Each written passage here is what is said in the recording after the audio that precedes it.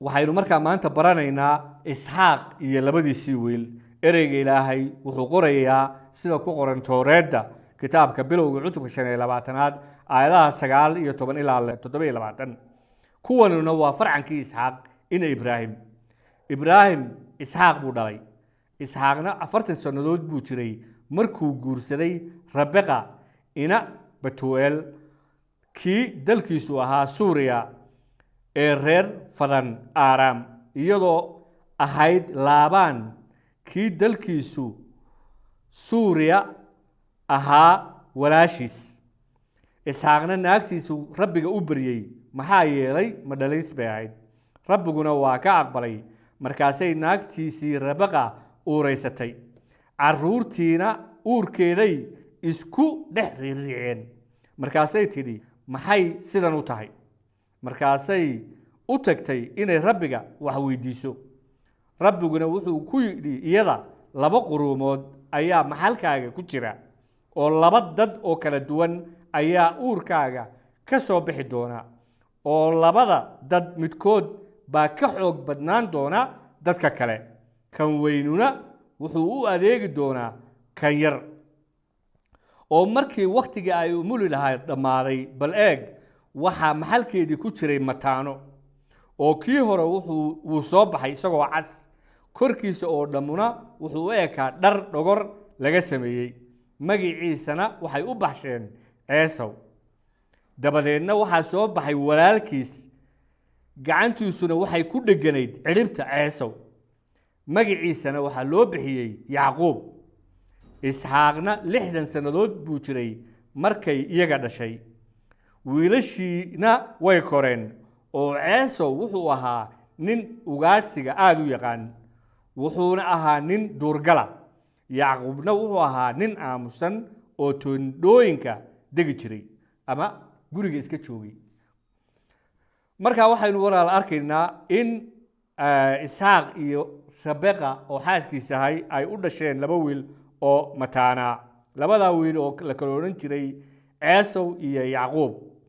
laakiinse taas oo macnaheedu ma ahayn mataanay ahaayeen inay 2 wiil isku mid ahaayeen. sida ereyga Ilaahay na tusayo, aad iyo aad bay dabeecadoodu u kala duwaneen. Eesaw intuu korayay wuxuu jacaylkiisa iyo xiisahiisa iyo doonistiisa ugu weysiiyey, sida aynu Baybalka ku arki doono, waxyaalaha adduunka ee aan waarayn. laakiinse Yacquub wuxuu ahaa nin qiimeeya waxyaalaha Ilaahay ee waaraya. Eesaw dankama u lahayn ballamadii uu Ilaahay u galay awowgii Ibraahim iyo aabbihii Isxaaq ee ku saabsanaa in uu iyaga ka soo farcamin doonay quruun uu Ilaahay dadka bini'aadanka dhexdeeda iyaga u isticmaali doono inuu barakadiisa bini'aadanka gaadhsiiyo. laakiinse Yacquub wuxuu ahaa nin markasta niyadda ku haya ballamadii Ilaahay ee arrintaa ku saabsanaa. Eesaw ayaa hor dhashay oo curad ahaa, oo 2 inkastoo ay mataan ahayn, Eesaw ayaa soo horbaxay. sidaa daraaddeed marka bini'aadan ahaan loo fikiro ama dhaqankii beriga ahayd, Eesaw ayaa dhaxal u lahaa curadnimada, oo dhaxal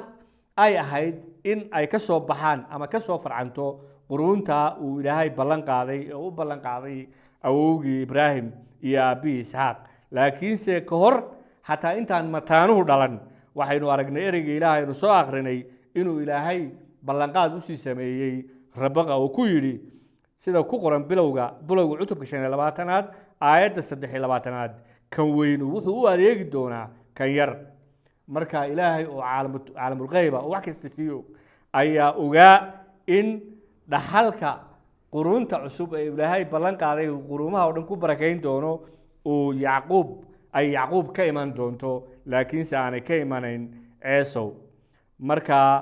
laakiinse Yacquub waxay ahayd inuu sugo Ilaahay oo uu dhaxalka ka sugo Ilaahay oo ah ka bixiya dhaxalka iyo barakada waqtigii uu isagu ugu talagalay. laakiinse walaalayaal, su'aashu waxa weeye, Yacquub miyuu sugay Ilaahay oo miyuu ka sugay dhaxalkii Ilaahay uu siin lahaa iyo barakadii? waxaynu ereyga ilaahay ku arkaynaa halkan aayadahaynaynu akhriyayno ama akhriyi doonno inuu isku dayey inuu yacquub awooddiisa kala wareego dhaxalkii walaalkiisii ceesow isagoo isticmaalaya awooddiisa iyo xariifnimadiisa waxaa ereyga ilaahay ku qoray kitaabka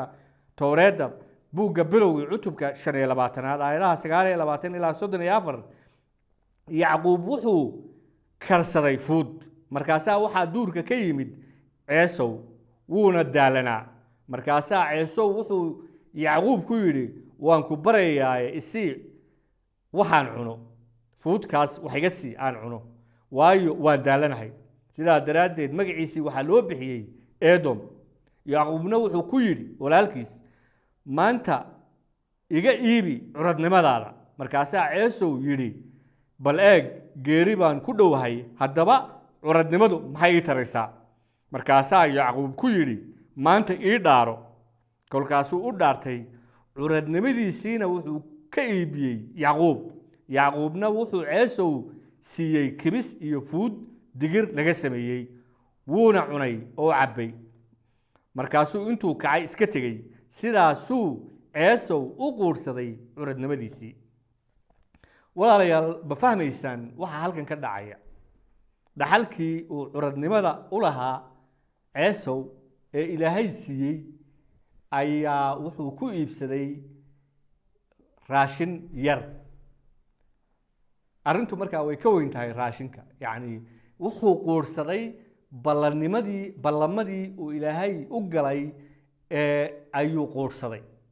oo uu yasay oo uusan waxba ka soo qaadin markaa walaalayaal tusaale ahaan waxa weeye laba wiil hadday mataano yihiin ama ay walaalo yihiin oo uu aabbahood uga dhigto xoolo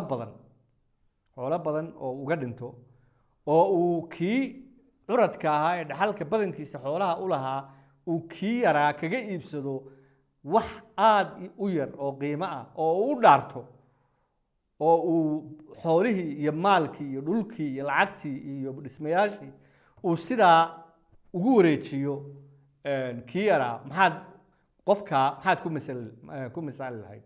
yani waxaad ku misaali lahayd inuu yahay qof nacasa oo qayr mas-uula oo aan danka lahayn dhaxalka aabbihii iyo wixii aabbihii ku soo tabcay laakiinse wax yaroo bilaa macnaha ay kala weyihiin ballamada ilaahay way ka weyihiin wax kastoo adduunka ah maal adduunka marka waxaynu arkaynaa in uusan ceesow qiimayn ballamadii ilaahay iyo barakadii ilaahay u soo waday iyo dhaxalkii abadiyanka ahaa ee uu ilaahay doonayay inuu isaga siiyo qiimaha abadiyanka lahaa laakiinse uu danaynayey wax yaroo adduunka ah iyo wax markaa calooshiisa ka buuxsamaysa laakiinse waxaanu arkaynaa yacquub inuu danka lahaa inkastoo si khiyaanaa doonaya inuu ku qaado inuu danka lahaa barakada ilaahay iyo mustaqbalka daa'imiska iyo waxyaalaha waaraya walaalayaal muxuu markaa ceesow qisadan ceesow iyo yacquub muxuu maanta ilaahay naga barayaa ilaahay wuxuu nooga digayaa inaynan raacin jidkii ceesow oo aynan taajirnimada abadiyanka iyo aakhiradeenna ku bedelan waxyaalo yaryar oo adduunka iyo dhaldhalaalka adduunka dhegayso waxa uu ereyga ilaahay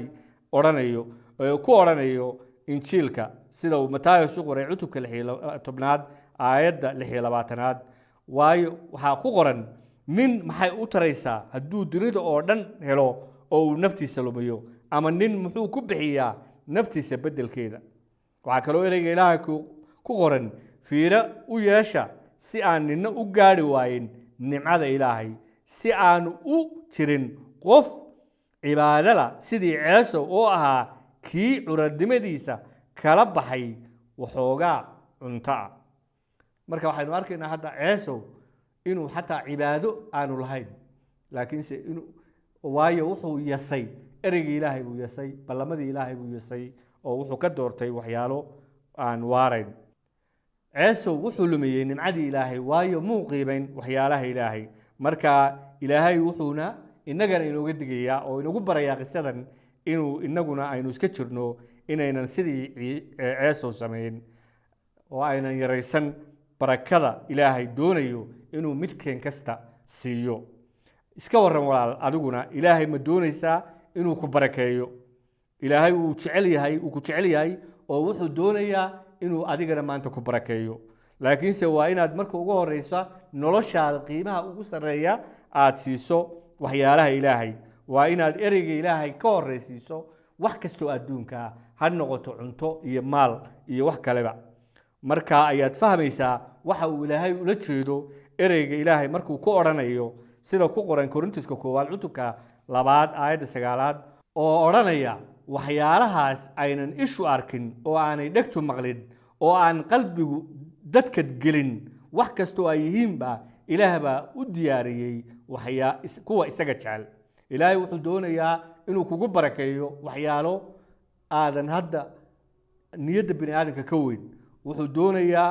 inuu dambiyadaada saamaxo wuxuu doonayaa inuu qalbigaaga shar kale uu bedelo wuxuu doonayaa inuu ina daahiriyo oo inaga buuxiyo jacaylkiisa farxadiisa nabadiisa iyo hubaashiisa barakooyinkan waa qayb kaliya laakiinse waxay jira waxyaalo badan oo Ilaahay doonayo inuu inaga inagu barakeeyo oo sida ereyga Ilaahay aynu ku aragno ka weyn qalbiyada bini aadamka laakiinse waxa laga rabaa walaal inaad qalbigaaga oo dhan ku doonto ku raadiso ku aqbasho waxyaalaha Ilaahay ee waaraya ka aan raadin barakooyinka Ilaahay ka aan doonin inuu ballamada Ilaahay xijiyo ka aan doonin inuu waxyaalaha Ilaahay ka horeysiyo waxyaalaha adduunka ee dhaldhalaalka wax marna ma dhaxli doono barakooyinka ee wuxuu noqon doonaa mid ku dambeeya sidii ceesow walaal ma doonaysaa barakooyinka Ilaahay inaad heshid marka waa inaad doontaa inaad fahanto waxa uu ereyga Ilaahay ereygiisa ku ballan qaaday Ilaahay ereygiisa wuxuu noogu sheegayaa inay jiraan laba nooc oo dad ah oo tusaale ahaan laynoogu siiyey Yacquub iyo Ceesow kuwo daneeya waxyaalaha adduunka ee dhammaanaya iyo kuwa daneeya waxyaalaha Ilaahay ee waaraya ee abadiyanka ama aakhiradooda labada nooc walaal maanta adigu keebaa tahay dhageyso waxa Ilaahay ereyga Ilaahay ku qoray kitaabka Sabuuradii cutubka 1 aayadaha 1 ilaa 6 waxa ku qoran waxa barakaysan ninkii aan ku socon talada kuwa shar kale oo aan istaagin jidka dambiilayaasha oo aan ku fadhiisan kursiga kuwa wax guursada laakiinse waxa isaga ka farciya sharciga Rabbiga oo habeen iyo maalinba sharcigiisu ka fakera ama ereyga Ilaahay oo wuxuu ahaan doonaa sida geed lagu beeray durdurada biyaha agtooda oo midhiisa dhaxla xilligooda oo aan caleentiisuna engegin oo waxa la wuxuu sameeyaaba way liibaan doonaan laakiinse kuwa shar kale sida ma aha iyaguse waxay la mid yihiin buushaha ay dabayshu kaxayso sidaas daraadeed kuwa shar kale isma dhex taagi doonaan xukunka dambiilayaashuna sooma dhex gali doonaan kuwa xaqa ururkooda waayo Rabbigu wuu yaqaan kuwa xaqa jidkooda laakiinse kuwa shar kale jidkoodu wuu baabi'i doonaa walaal marka iska waran jidkee ayaad adigu ku socotaa ma waxaad ku socotaa jidka kuwa qiimeeya ballamada Ilaahay iyo ereyga Ilaahay mise waxaad tahay sidii Ceesow oo ballamadii Ilaahay iyo ereyga Ilaahay ku bedelay cunto iyo waxyaalo adduun aan waarayn ereyga Ilaahay ayaa inoo digaya oo sidan oranaya nin maxay u taraysaa haddii uu dunida oo dhan helo oo naftiisa lumiyo ama nin maxuu u bixiyaa naftiisa bedelkeeda isla injiilka waxa ku qoran ha u shaqaysanina cuntada halaabaysa laakiin u shaqeeya cuntada sii jiraysa ilaa nolosha weligeeda ee wiilka aadanaha ama bixiyuhu uu idin siin doono waayo isaga Ilaaha Aabbaha ayaa ogolaaday kitaabka Cibraaniyada waxa ku qoran cutubka 12 aayadaha 5 iyo 10 iyo 6 waxa ku qoran fiiro u yeesha si aan ninna u gaari waayin nimcada Ilaah si aan u jirin qof cibaado la sidii Ceesow oo ahaa kii curadnimadiisii kala baxay waxoogaa cunta marka Ilaahay wuxuu aayadaha inoogu sheegayaa maxay taraysaa haddii aad wax yar oo adduunka aad heshid oo dhaldhalaala oo dhammaanaya laakiinse aad lumisid wixii waarayay abadiyanka ahaa ee Ilaahay aad lumisid marka waxa weeye waa inaynu mar kastaba aynu danayno oo aynu xoogga saarno oo aynu u jeesano waxyaalaha ilaahay waa inaynu mar kastaba adeecno ereyga ilaahay waa inaynu mar kastaba dadaal dheeraad u galno inaynu dhaxalno ballamada ilaahay waa inaynu mar kastaba ku dadaalno inay aakhiradeennu fiicnaato intii aynu ku dadaali lahayn inaynu ku dadaalno waxyaalahan adduunka ee dhammaanaya sidii ceeso oo kale maanta halkan baynu ku joojinaynaa waad mahadsantihiin inaad nala joogteen cashirkeenna ku xiga ayaynu ku sii eegaynaa ama ku sii wadaynaa qisada yacquub ilaahay idin barakeeyo inta aan idinkaga tegayo aayaddan aynu maanta soo akhrinay kitaabka cibraaniyadda cutubka 12aad aayadaha 15 iyo 16 fiiro u yeesha si aan nina u gaari waayin nimcada ilaah si aanu u jirin qof cibaado leh sidii ceesow oo ahaa kii curadnimadiisii kala baxay waxoogaa cuntaa